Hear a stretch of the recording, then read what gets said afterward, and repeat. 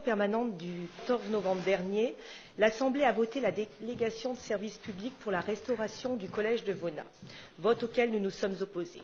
Mais au-delà des choix politiques, il y a des personnes. Les contractuels se doutent qu'ils seront remerciés pour leurs bons et loyaux services dès la fin de leur contrat, mais les agents titulaires sont en colère et surtout très inquiets. Alors en colère, car depuis la décision de l'Assemblée départementale, aucune information n'est parvenue au personnel concerné, ni même à la direction du collège. Nous tous, conseillers départementaux, nous nous devons d'assurer notre soutien à nos agents qui n'ont jamais démérité à fournir un travail de qualité à la hauteur des exigences du service public. Cette même exigence, nous devons l'appliquer à notre gestion et donc fournir les réponses aux questions sur l'avenir de nos agents. Ils aimeraient, à juste titre, savoir si leurs postes vont être supprimés ou modifiés, s'ils vont devoir demander une mutation. La rentrée 2017 arrivera vite. Ils sont inquiets sur leur avenir professionnel car ils sont dans l'incertitude.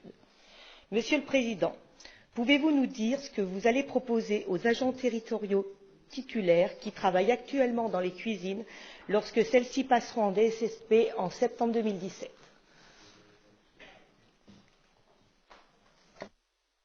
Merci. C'est une fausse polémique. Parce qu'encore une fois, ce n'est pas le choix de la DSP ou de la régie qui, en lui-même, change radicalement à la fois les conditions de restauration dans nos collèges et même un certain nombre de situations de nos agents. Je peux entendre les interrogations et autres. Je rappelle simplement quelle est aujourd'hui la situation budgétaire dans laquelle nous sommes, qui est celle qui nécessite forcément des efforts budgétaires conséquents. Et que donc, je le redis ici, là où nous pouvons faire le choix de la DSP, nous le ferons. Et nous l'assumons comme tel. Parce qu'on ne peut pas vouloir faire des économies de fonctionnement et quand on arrive concrètement sur tel ou tel sujet, renoncer. Le renoncement, c'est l'inverse du redressement. Moi, je crois au redressement des finances publiques, je ne crois pas au renoncement de nos volontés. Et que donc, à partir de là, oui, là où nous pouvons le faire, nous ferons des délégations de service public. Et que donc concrètement, ça veut dire quoi sur le collège de Vaunat? Ça veut dire que sur Vaunat, il y a deux types d'agents. Vous avez les agents qui sont les agents d'entretien, qui font le ménage, et ceux-là, effectivement, ils sont des agents titulaires, et ce seront des agents titulaires qui resteront comme agents titulaires. Et que donc, pour ces agents d'entretien Maintenant, s'il n'y a pas de sujet sur ce point-là.